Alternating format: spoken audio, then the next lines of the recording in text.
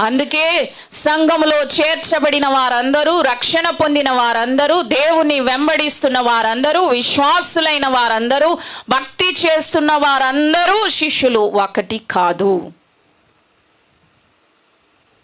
శిష్యుడుగా ఉన్నవాడు, పిలువబడుతున్నవాడు, ఆ శిష్యత్వపు హోదాలోనికి వచ్చినవాడు, ఉండువాడు మూల్యము చెల్లించవలసి వస్తుంది. అది చాలా ఎక్కువే, అదంత సులువేమి కాదు. తండ్రి చనిపోయిన పరిస్థితుల్లో ఉండగా నా తండ్రిని పాతి పెట్టొచ్చి నిన్ను వెంబడిస్తాను, వెంబడించను అనలేదు, వెంబడిస్తానయ్యా, కానీ వెంటనే కాదు, ఇప్పుడే కాదు, ఇప్పుడు నేనున్న పరిస్థితి వేరు, నా తండ్రి చనిపోయి ఉన్నాడు, ఆయనను పాతి పెట్టొస్తాను అంటే ప్రభు ఏమన్నారండి? మృతులు తమ మృతులను పాతి పెట్టుకొని నివ్వు, మొదట దేవుని రాజ్యమును గూర్చి నీవు వెళ్ళి ప్రకటించు. దేవునికి స్తోత్రం కలుగునుగాక. హల్లెలూయా, హల్లెలూయా.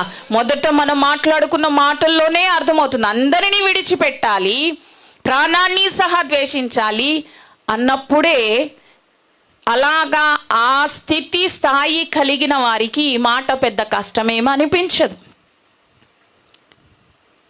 కదండి. అంతగా ఆయనపై మనము ప్రేమను నింపుకోగలిగితే మన హృదయంలో, యేసునే ఎక్కువ ప్రేమిస్తూ, యేసుకే ఎక్కువ ప్రాధాన్యతనిస్తూ, మొదటి స్థానాన్ని ఆయనకే ఇచ్చినప్పుడు ఇది పెద్ద కష్టం అనిపించదేమో. అయినా అభ్యాసము చేయవలసిన అవసరత ఎంతైనా ఉన్నది. ఆ శిష్యుని యొక్క లక్షణాన్ని పొందుకోవలసిన అవసరత ఉన్నది. అలాంటి శిష్యులు కావాలి అని పునరుత్థానుడు ఈ దినాన ఆదేశిస్తూ ఉండగా మనము ఆశపడటంలో తప్పులేదు, ప్రయత్నపడటంలో తప్పులేదు. దేవునికి స్తోత్రం కలుగునుగాక. హల్లెలూయా, హల్లెలూయా. చాలాసార్లు దైవజనులు చెప్పారు కదా, మా మామయ్య గారు చనిపోయినప్పుడు ఆ యొక్క ఫ్రీజర్ బాక్స్ మీద బైబిల్ పెట్టుకొని, ఆ రోజున శనివారం చనిపోయారు, ఆదివారము భూస్థాపన చేయాలి. ఆదివారం ఉదయము మా బంధువులు చాలామంది సేవకులే ఉండడం, అందరూ ఎవరి ఆరాధనలు వాళ్ళు జరిగించడానికి వెళ్ళారు. అక్కడ ఆరాధన, సంఘం అంతా అక్కడే ఉన్నారు. అక్కడ ఆరాధన మేము ఎలా మానేస్తాం? ఆరాధన సమయానికి మేమందరం కూడా కూర్చొని ఉండగా దైవజనులు ఆ ఫ్రీజర్ బాక్స్ని స్టేజ్గా ఉపయోగించుకొని దాని మీద బైబిల్ పెట్టుకొని ఆరాధన చేసి వాక్యాన్ని ప్రకటించి ఆ రోజున ఆరాధనను జరిగించారు. దేవునికి స్తోత్రం కలుగునుగాక, దేవునికి మహిమ కలుగునుగాక. శిష్యులకి మాత్రమే సాధ్యం. ఆయనను ఏ పరిస్థితిలోనైనా వెంబడించే వారికి మాత్రమే సాధ్యం. సమస్తాన్ని విడిచిపెట్టి, వద్దనుకొని, ఉపేక్షించుకొని బ్రతికే వారికి మాత్రమే సాధ్యమండి. దేవుడు అలాంటి వారిని కోరుకుంటున్నాడు. దేవునికి స్తోత్రం కలుగునుగాక. ఈ దినాన మొదట ఏ పరిస్థితుల్లో ఉన్నా, నీకు ఎంతటి అర్జెన్సీ ఉన్న ఒక పనిని చేయుటకై, ఎంత దుఃఖములో ఉన్నా, ఎంత బాధలో ఉన్నా, నీ కుటుంబానికి నీ అవసరం ఎంత ఉన్నా, నీవు మాత్రం ఆయన శిష్యుడుగా ఉండగోరితే, ఆ శిష్యునికి తగిన లక్షణము నీలో ఉంటే, ఆ శిష్యత్వపు హోదా కావాలి అని నీవు అనుకుంటే, నీవు ఖచ్చితంగా మొదట ఆయన రాజ్యమును గూర్చి ప్రకటించాలి. దేవునికి స్తోత్రం కలుగునుగాక. హల్లెలూయా, హల్లెలూయా. మొదట అన్న పదం దేవుడు ఎందుకు వాడాడంటే, మేము ప్రకటిస్తున్నామండి అని చెప్పేవాళ్ళు ఎక్కువే, కానీ ఆ ప్రయారిటీ ఎక్కడ ఉంది? దానికి ఇచ్చిన ప్రయారిటీ ఏ స్థానంలో పెట్టావు? దేవుని గూర్చి ప్రకటించడం నీ పనులు అయిపోయాక, నీ కుటుంబం తర్వాత, నీ స్వచిత్తం జరిగించుకున్న తర్వాత, నీకున్న ఆ ఇంపార్టెన్స్ని బట్టి నీ పనుల్ని జరిగిస్తూ కొనసాగిస్తూ దేవుని సువార్తను ప్రకటిస్తున్నావా? దేవుని రాజ్యం గురించి ప్రకటిస్తున్నావా? అలాగైతే ఈ జాబితాలోనికి రావు. అలాంటి వారు కావాలి అని దేవుడు కోరుకోవట్లే, శిష్యులను కావాలి అని దేవుడు కోరుకుంటున్నాడు. ఎవరు శిష్యులు అంటే, మొదట దేవుని రాజ్యమును గూర్చి ప్రకటించువారు. దేవునికి స్తోత్రం కలుగునుగాక. హల్లెలూయా, హల్లెలూయా. అలాగే మరొక మాటను చదువుకుందాం. మత్తయి సువార్త 10వ అధ్యాయం 25వ వచనం. శిష్యుడు తన బోధకుని వలెను, దాసుడు తన యజమానుని వలెను ఉండినా చాలును. చాలండి. శిష్యుడు తన బోధకుని వలె ఉండినా చాలు. ఒక శిష్యుడు ఎలాగున ఉండాలి, మారాలి అంటే బోధకునిలా అంట, గురువులా, టీచర్లా.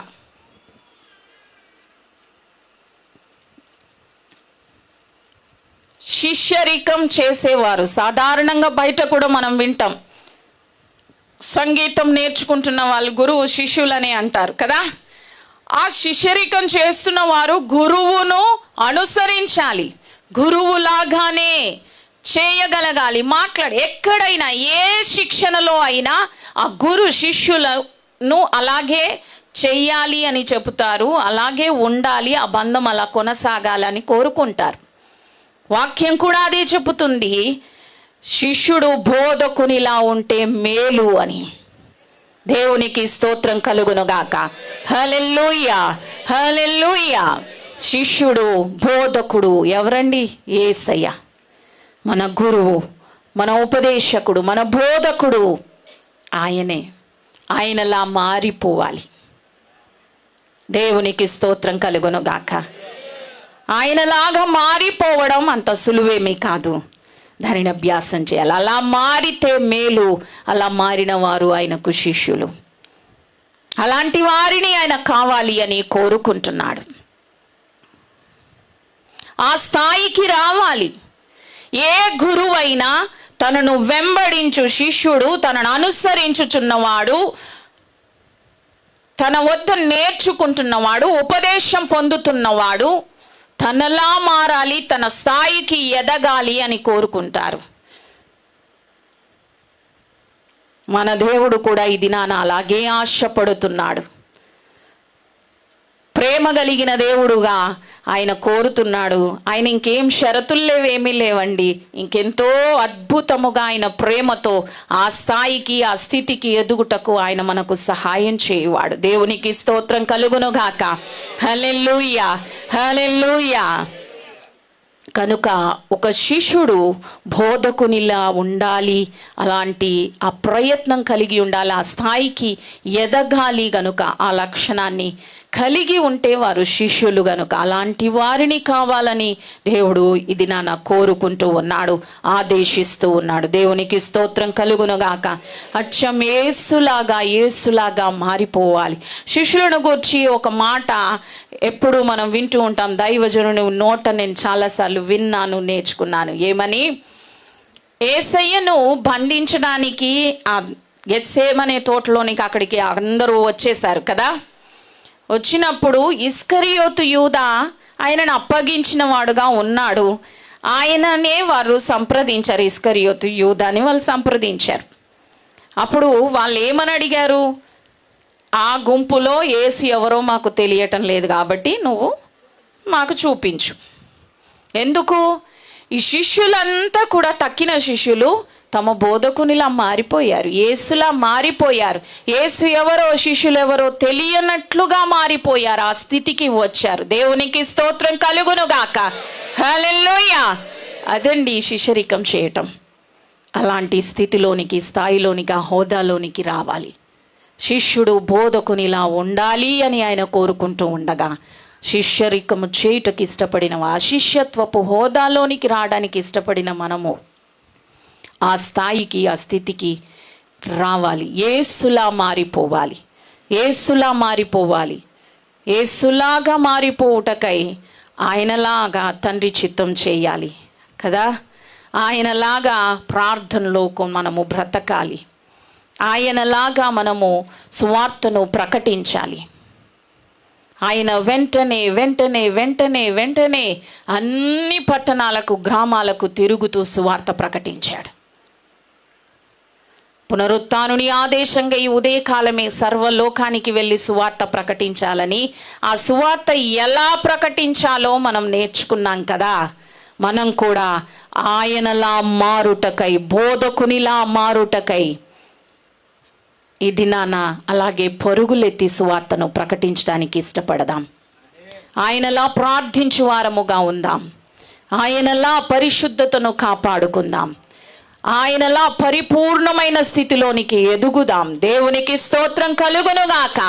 హల్లెలూయా. బోధకునిలా మారిపోదాం. దేవునికి మహిమ కలుగునుగాక. హల్లెలూయా. 5వదిగా చదువుకుందామా? యోహాను సువార్త 8వ అధ్యాయం 31వ వచనం.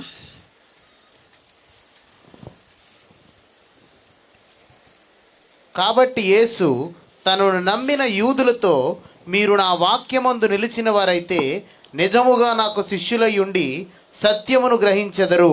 చాలండి. మీరు నా వాక్యమందు నిలిచి ఉంటే నిజంగా నాకు శిష్యులగుదురు. ఎవరు ఆయనకు శిష్యులైపోతారు? శిష్యులు అని ఎవరు పిలువబడతారంటే ఆయన వాక్యమందు నిలిచి ఉన్నవారు. దేవునికి స్తోత్రం కలుగునుగాక. హల్లెలూయా. హల్లెలూయా. ఇందాక చెప్పుకున్నది ఇది దాదాపుగా ఒకలానే ఉంటాయి. వాక్యము అంటే యోహాను సువార్త 1వ అధ్యాయం 1వ వచనంలో ఏమని వ్రాయబడి ఉంది?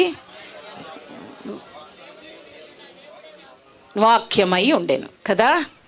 వాక్యం అంటే దేవుడే. ఆ దేవునిలో మనము నిలిచి ఉంటే,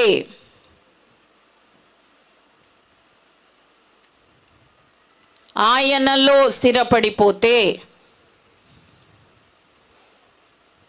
ఈ లోకమును విడిచి రక్షణ పొంది ఆయన యొద్దకు వచ్చిన, ఆయన రక్తంలో కడగబడిన, ఆయన సన్నిధిలో సహవాసంలో చేర్చబడిన, ఆయన బిడ్డలుగా అంగీకరించబడిన, ఆయన ముద్రను పొందిన మనం అందరము కూడా మరలా వెనుదిరగకుండా, ప్రక్కకు తిరగకుండా, మరలా అపవిత్రతను అంటించుకోకుండా, ఇహలోక మాలిన్యం అంటకుండా, లోకము వైపు తిరగకుండా, వెనుదిరగకుండా, విడిచిపెట్టిన విసర్జించిన అంధకార క్రియల వైపు మరలకుండా మనము ఆయనలో నిలిచి ఉంటే ఆయనకు శిష్యులము. దేవునికి స్తోత్రం కలుగునుగాక.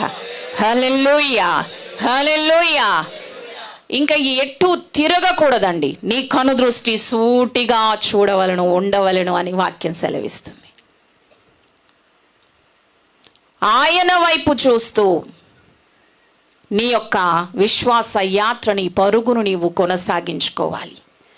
విడిచిపెట్టిన వాటి వైపు చూడకూడదు. ఇక ఎటు నీ దృష్టి మరలకూడదు. ఆయనలో నిలిచి నీవు స్థిరపడి ఉంటే ఆయనకు శిష్యుడివిగా మారిపోతావు. దేవునికి స్తోత్రం కలుగునుగాక. హల్లెలూయా. హల్లెలూయా. బోధకునిలా మారాలి. అలాగే ఆయన వాక్యమందు నిలిచి ఉండాలి. దేవునిలో నీవు నిలిచి ఉండాలి, స్థిరపడిపోవాలి. ఇక విడిచిపెట్టిన వాటి వైపు వెళ్ళకపోవడమే కాకుండా, నిలిచి ఉన్న నిన్ను ఎన్నో శ్రమలు, ఎన్నో పరిస్థితులు, శోధనలు, ఎన్నో వ్యతిరేకమైన పరిస్థితులు నిన్ను తాకుతాయి, నిన్ను కొడతాయి. నీవు పడకుండా మరలా నిలబడే ఉండాలి, స్థిరంగా ఉండాలి. ఆయనలో నీవు నిలిచి ఉండాలి, నాటబడిపోవాలి.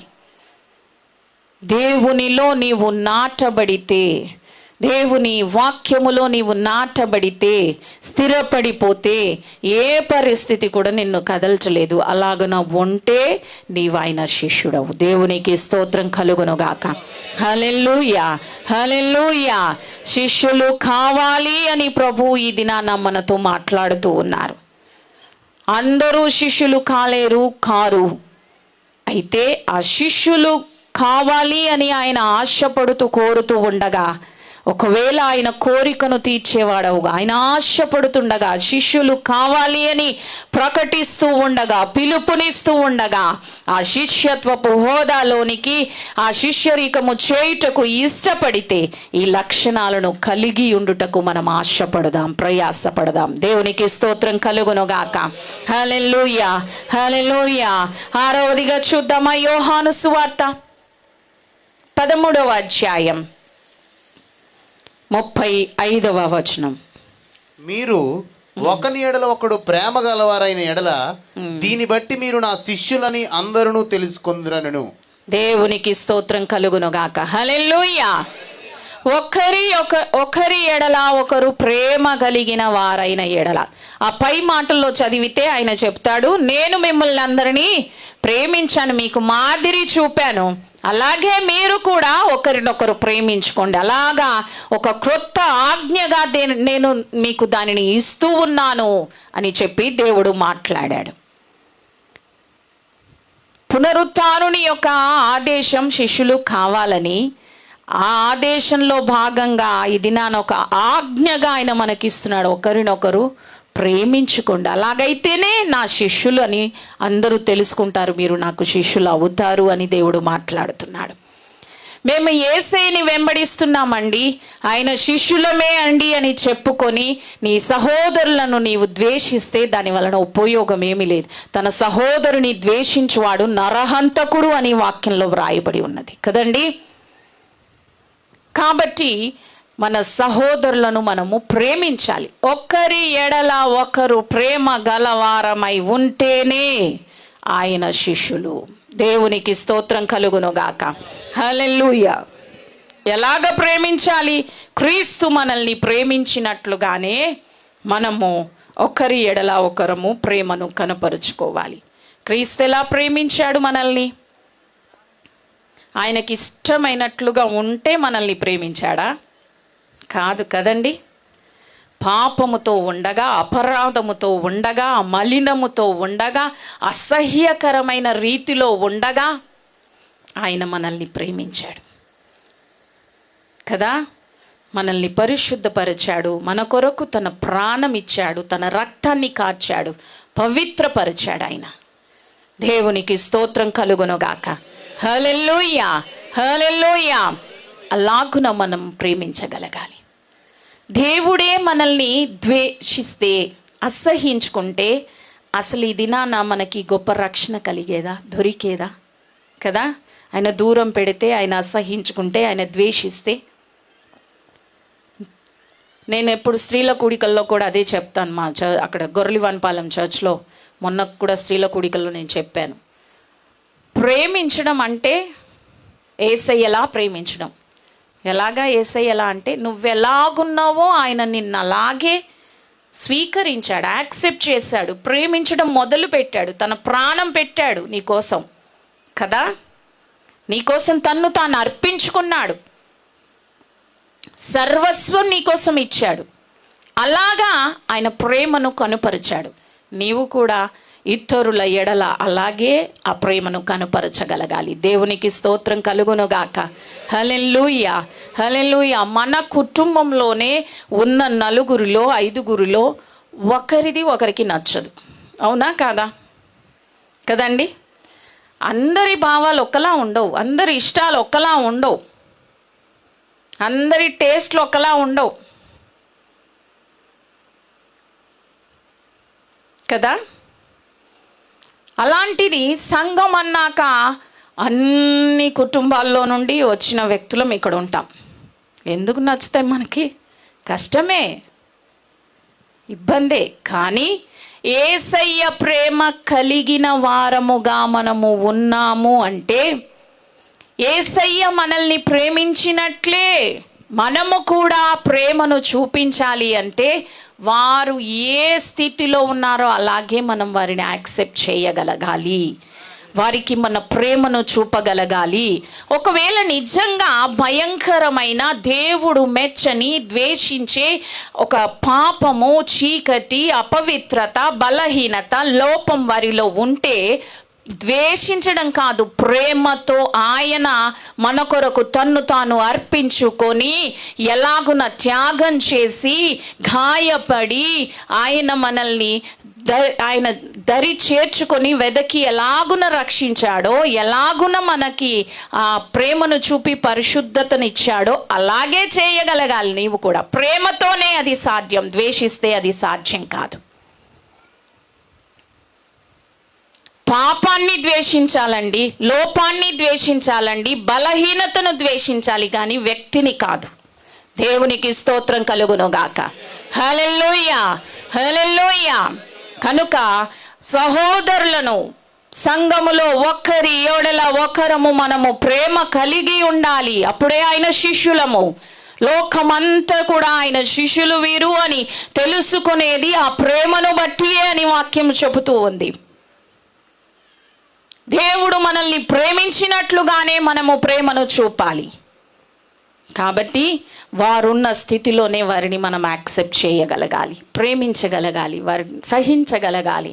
వారిని ప్రేమతోనే ఆ బలహీనతల నుండి, ఆ పరిస్థితుల్లో నుండి బయటపడేలా చేయగలగాలి. దేవునికి స్తోత్రం కలుగునుగాక. హల్లెలూయా, హల్లెలూయా. కనుక ఇది నా దేవుడు మనతో మాట్లాడుతూ ఉన్నాడు.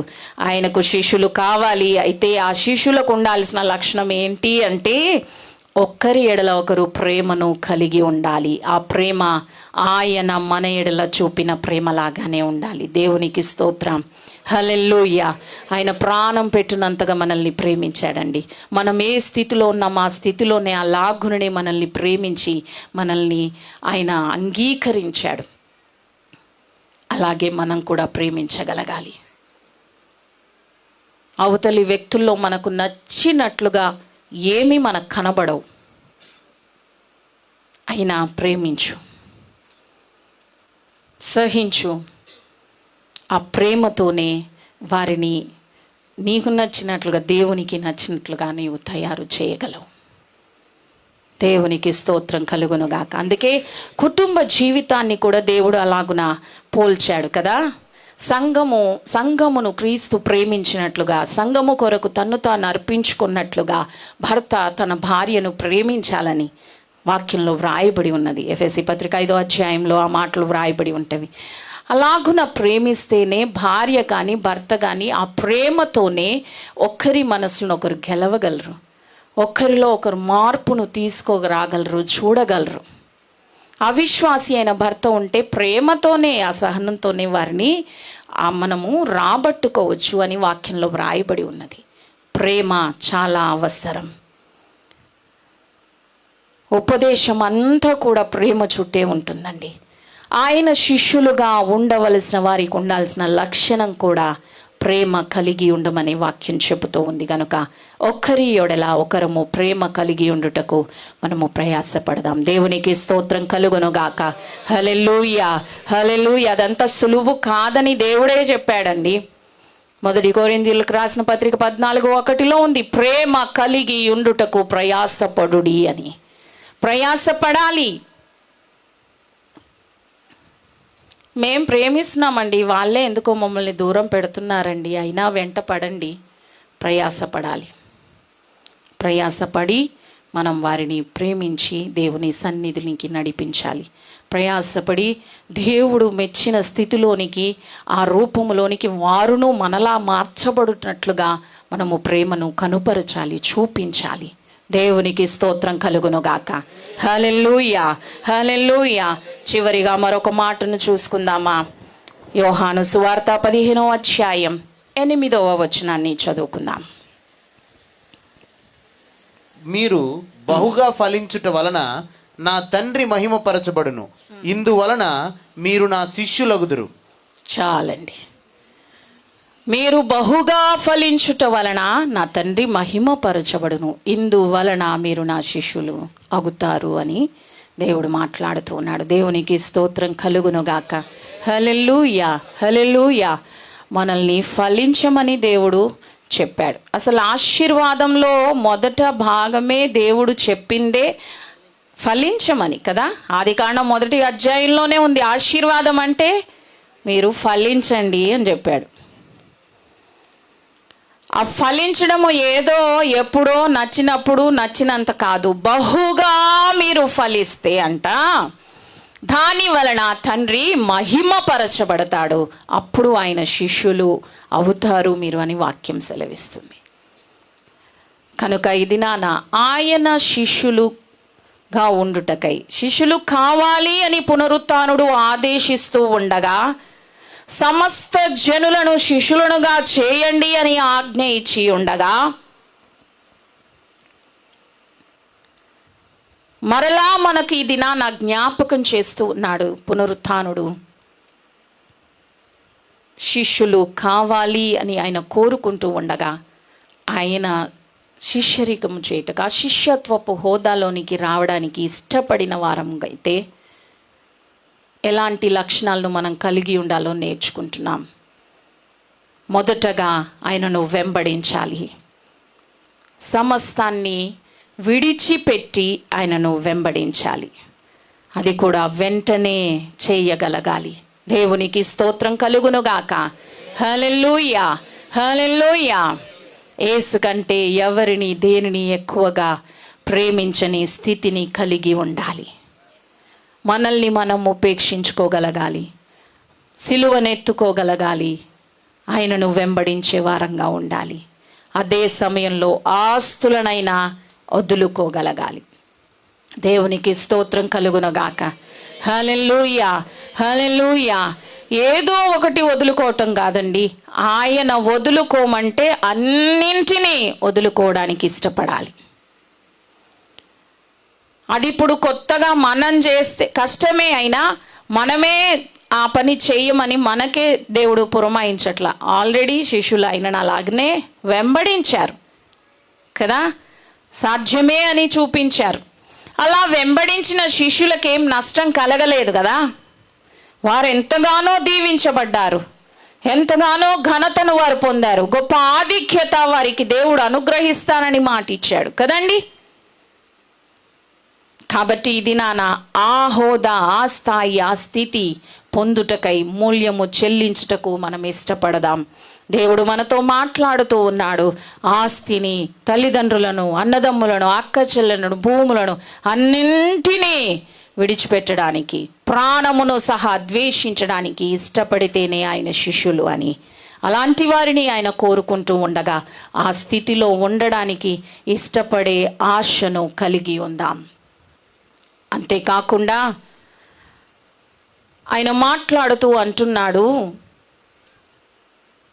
ఎవరైనా కూడా నాకంటే ఎవరిని ఎక్కువగా ప్రేమించక నన్నే ఎక్కువగా నాకే మొదటి స్థానం ఇస్తే, నన్నే ఎక్కువగా ప్రేమిస్తే ఇంక దేన్ని ప్రేమించలేరు. గనుక అలాగున ప్రేమించగలిగే వారు నాకు కావాలి శిష్యులుగా అని దేవుడు కోరుతూ ఉన్నాడు. శిష్యులైతే ఆయననే ఎక్కువగా ప్రేమించగలుగుతారు అని దేవుని వాక్యం సెలవిస్తూ ఉంది. గనుక ఆయననే ఎక్కువగా ప్రేమించు వారముగా మనము ఉందాము. దేవునికి మహిమ కలుగునుగాక. హల్లెలూయా, హల్లెలూయా. అలాగే మన ప్రయారిటీస్ దేనికో కాదు, మొదట దేవుని రాజ్యమును గూర్చి మనము ప్రకటించు వారముగా ఉండాలి. దేవుని యొక్క రాజ్య స్వార్థను ప్రకటించాలి. యేసయ్య పరలోక రాజ్యము సమీపించి ఉన్నది, మారు మనసు పొందండి అని ప్రకటిస్తూ ఉన్నాడు. సువార్తల్లో వ్రాయబడి ఉంటుంది. ఆయన వెంటనే ఈ గ్రామానికి వెళ్ళాడు, వెంటనే ఆ పట్టణానికి వెళ్ళాడు, మరలా అక్కడికి వెళ్ళాడు. రాత్రి అయ్యేటప్పటికి ఆయన ప్రార్థనలో గడిపాడు. మరలా వేకువనే లేచి చాలా రాత్రి ఉండగానే ప్రార్థనలో గడిపి మరలా మరొక గ్రామంలో సువార్త ప్రకటన. ఇలా వెంటనే పగలున్నంత వరకు నేను పని చేయాలని ఆయన పరుగులెత్తినట్లుగా, ఆయన తనకు అప్పగించిన పని చేసి ముగించి తండ్రిని మహిమపరిచినట్లుగా వాక్యంలో వ్రాయబడి ఉన్నది. ఆయన లాగున మాదిరిగా దేవుని రాజ్యమును ప్రకటించుటకై, మొదటగా ఆ పని చేయుటకై, ఆ పనిని ముగించుటకై పరుగులెత్తిన వాడుగా ఉన్నాడు. ఆయనను వెంబడించు వారముగా, ఆయన శిష్యులముగా మనము కూడా అలాగే ఆయన రాజ్యమును ప్రకటించుటకు పరుగులెత్తు వారముగా ఉండాలి. దేవునికి స్తోత్రం కలుగునుగాక. హల్లెలూయా, హల్లెలూయా. బోధకునిలాగా మారిపోవాలి. దేవునిలో నిలిచి ఉండాలి, ఆయన వాక్యమందు నిలిచి ఉండాలి. అలాంటి వారు ఆయన శిష్యులు అని దేవుని వాక్యం సెలవిస్తూ ఉంది. దేవునికి స్తోత్రం కలుగునుగాక. హల్లెలూయా. అలాగే ఒకరి ఎడల ఒకరు ప్రేమను చూపించుకోవాలి, కనుపరచాలి. ఆయన అలాగే ప్రేమించాడు, ఆయనలాగే మనమును ప్రేమించాలి. అదే సమయములో ఆయన శిష్యులుగా మనము ఉన్నాము అనడానికి రుజువు ఏంటంటే మనము బహుగా ఫలించాలి. బహుగా ఫలిస్తే మన వలన తండ్రికి మహిమ కలుగుతుంది. అప్పుడే ఆయన శిష్యులమని మనము గుర్తించబడతాం, అందరికీ తెలుస్తుంది. దేవునికి స్తోత్రం కలుగునుగాక. ఈ 7 లక్షణాలు ఇంకా ఉన్నాయి, చాలా ఉన్నాయి.